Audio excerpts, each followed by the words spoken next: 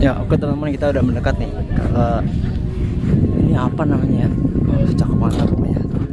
Bisa dilihat tuh, itu Gunung Batok tuh. Nah ini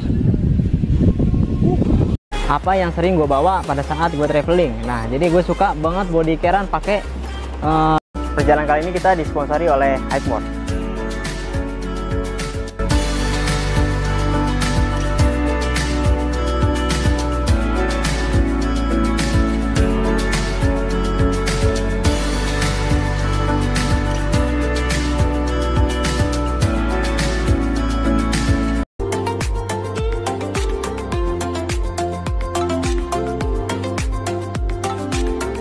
Mulai dari kesederhanaan, keramahan, seni dan budaya, kuliner, hingga ritme hidup yang berbeda dan khas menjadi alasan mengapa banyak orang tak ingin pergi dari tempat ini. Bismillahirrahmanirrahim. Assalamualaikum warahmatullahi wabarakatuh. Oke teman-teman, ketemu lagi di channel saya. Nah, apa kabar nih teman-teman semua nih? Semoga pada sehat ya. Tetap semangat walaupun belajarnya PJJ lagi nih. Kita online lagi. Nah, tadi sesuai opening di awal, yang mana udah saya tampilkan salah satu contoh dari beberapa subsektor ekonomi kreatif, teman-teman. Nah, jadi apa sih ekonomi kreatif itu? Nah, konsep ekonomi kreatif adalah konsep pada era ekonomi baru yang mengintensifkan pemanfaatan informasi dan kreativitas dengan mengandalkan ide dan stock of knowledge dari SDM, sumber daya manusia, sebagai faktor produksi utama dalam kegiatan ekonominya, yang mana menghasilkan produk dan karya kreatif. Nah, jadi ekonomi kreatif itu merupakan sektor ekonomi baru yang berfokus pada kreativitas untuk menciptakan sebuah produk atau layanan, yang mana produk-produk ekonomi kreatif biasanya bergantung pada ide dan knowledge atau pengetahuan dari sumber daya manusianya itu ya, sebagai faktor utama. Nah, ekonomi kreatif juga digadang-gadang menjadi kekuatan ekonomi baru yang berkelanjutan. Menurut Kemenparekraf, ekonomi kreatif menekankan pada penambahan nilai barang lewat daya pikir serta kreativitas manusia. Jadi yang mana pada zaman dulunya hanya mengandalkan sumber daya alam, nah sekarang mengandalkan kreativitas manusia. Misalnya dari kayu, itu kalau kita jual kayunya aja kan nilainya sedikit ya, tapi kalau misalkan kita jadikan suatu kerajinan atau barang yang lebih, itu bakalan bertambah nilainya, seperti itu. Selanjutnya di sini juga ada 16 subsektor ekonomi kreatif. Apa aja tuh? Tadi di awal video udah saya singgung sedikit contoh dari subsektor ekonomi kreatif. Nah, yang pertama ada arsitektur. Arsitektur ini memiliki peran penting nih dalam menampilkan karakter budaya bangsa, serta berperan dalam pembangunan sebuah kota ya teman-teman. Selanjutnya ada desain interior. Nah, masyarakat mulai mengapresiasi nih estetika ruangan secara lebih baik.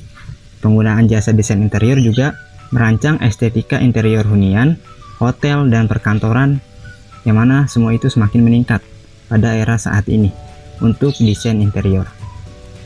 Selanjutnya yang ketiga ada desain komunikasi dan visual. Nah, kalau ini berperan untuk mendukung pertumbuhan bisnis hingga bahkan kelancaran program-program pemerintah yang diiringi pertumbuhan praktisi lokal kompeten. Selanjutnya desain produk. Desain produk merupakan proses kreasi sebuah produk yang menggabungkan unsur fungsi dan estetika sehingga bermanfaat dan memiliki nilai tambah bagi masyarakat. Nah, jadi kalau desainnya aja udah bagus, kemasan desain produk itu bagus, maka kita juga demen nih teman-teman. Nah, yang kelima ada film, animasi, dan video nih teman-teman, yang mana memiliki potensi menjadi lebih besar dengan peraturan hak karya intelektual, investasi dan permodalan, serta akses penonton yang lebih luas nih teman-teman. Dimana film ini nggak cuma bisa kita tonton di bioskop ya, apalagi lagi pandemi gini tuh, kemarin bioskop sempat tutup. Nah, si aplikasi-aplikasi pendukung untuk video kayak Netflix dan lain-lain itu meningkat secara tajam teman-teman. Nah, lanjut ke fotografi nih. Ada juga fotografi yang mana kalangan anak muda sekarang nih demen banget nih sama yang namanya fotografi, apalagi untuk sosial medianya, yang mana sekarang sosial media cukup berkembang teman-teman ya. Selanjutnya ada kriya. Nah, salah satu subsektor ini menjadi ciri khas bangsa Indonesia nih, yang sangat dekat dengan industri pariwisata dan ekonomi kreatif. Selanjutnya ada kuliner. Subsektor ini berkontribusi besar juga nih dalam pendapatan pariwisata dan ekonomi kreatif, juga yang pasti berpotensi besar mempromosikan Indonesia yang beraneka ragam ke dunia internasional nih untuk kuliner. Buat teman-teman yang suka ke suatu tempat, ada juga nih yang mencari apa sih makanan khas di daerah tersebut ya kan, entah apapun itu kita cari ya kan kulinernya ya kan, siapa sih yang gak demen makan ya. Selanjutnya musik juga nih ya, berperan penting banget nih bagi pertumbuhan ekonomi di Indonesia. Selanjutnya ada fashion, yang mana ini tuh sangat dinamis ya teman-teman, sering berubah-ubah sesuai fashion yang zaman sekarang gitu. Ada juga aplikasi dan pengembang permainan, yang mana nih pengembang permainan ini juga masuk ke dalam dunia pendidikan teman-teman, yang diperkuat dengan kebijakan proteksi untuk membangun ekosistem yang sehat dan berkontribusi dalam ekonomi kreatif. Selanjutnya ada penerbitan, lalu periklanan yang tadi udah ada contohnya ya, televisi dan radio. Nah, ini sekarang televisi dan radio semenjak masa pandemi ini cukup meningkat teman-teman. Televisi ya, apalagi ya, orang banyak nonton berita-berita tuh waktu itu, berita covid, berita apapun itu, semenjak adanya pandemi ini meningkat secara tajam ya, televisi dan radio.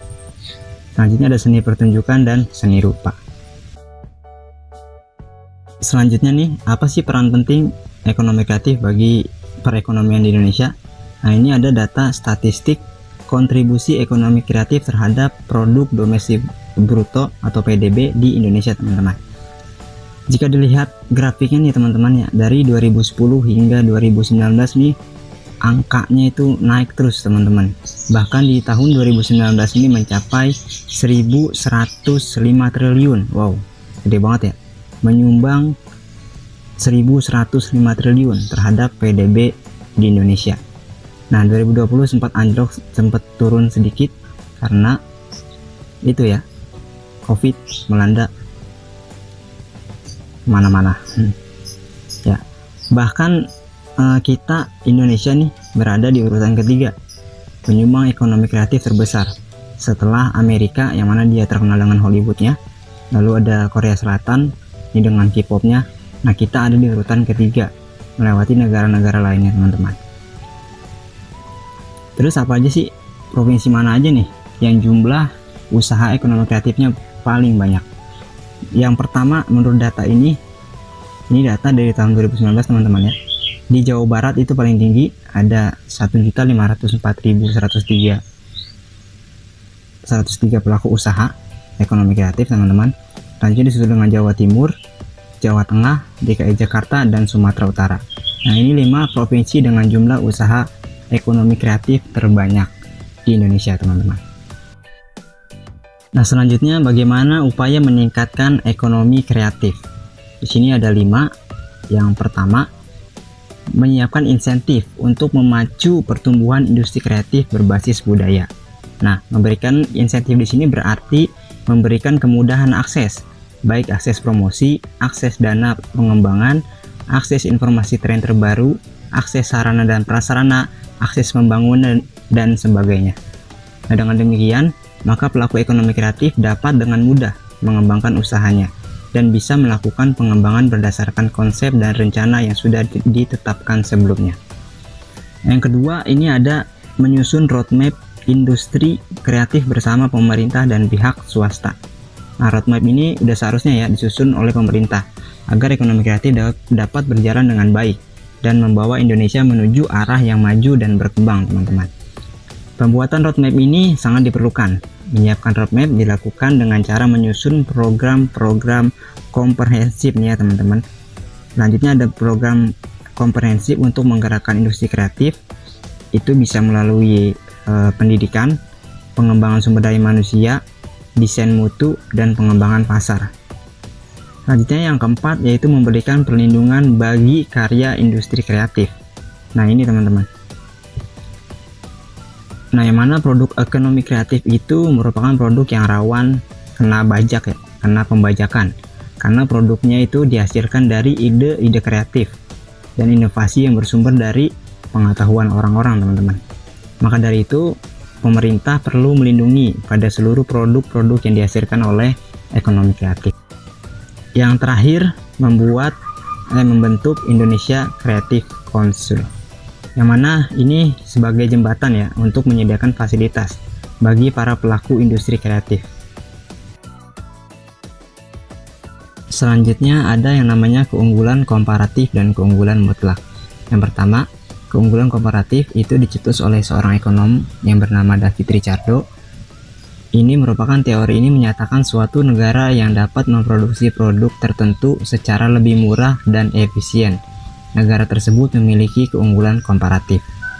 Nah, yang kedua ada keunggulan mutlak dicetus oleh Adam Smith, yaitu teori ini menyatakan jika suatu negara dapat membuat produk tertentu yang tidak diproduksi negara lain, negara tersebut memiliki keunggulan mutlak. Nah, negara kita Indonesia punya dua keunggulan ini teman-teman, keunggulan komparatif dan keunggulan mutlak. Pembahasan terakhir, nah bagaimana cara upaya menghadapi persaingan dalam perdagangan internasional. Nah, si ekonomi kreatif ini ya pasti akan berkaitan dengan perdagangan internasional teman-teman. Nah, karena produk-produk kreatifnya itu akan diekspor ke beberapa negara begitu. Yang pertama, mengamati pasar dan mengenali pesaing. Yang kedua, menciptakan produk yang berbeda. Yang ketiga, menonjolkan keunggulan produk. Yang keempat, mempelajari kelebihan dan kelemahan pesaing. Yang kelima, menawarkan harga yang bersaing. Dan yang terakhir, mempromosikan produk. Nah, sampai di sini cukup sekian pembahasan kita, materi kita pada hari ini. Jika ada yang kurang jelas, silakan bertanya di kolom komentar. Kurang lebihnya mohon maaf. Wassalamualaikum warahmatullahi wabarakatuh.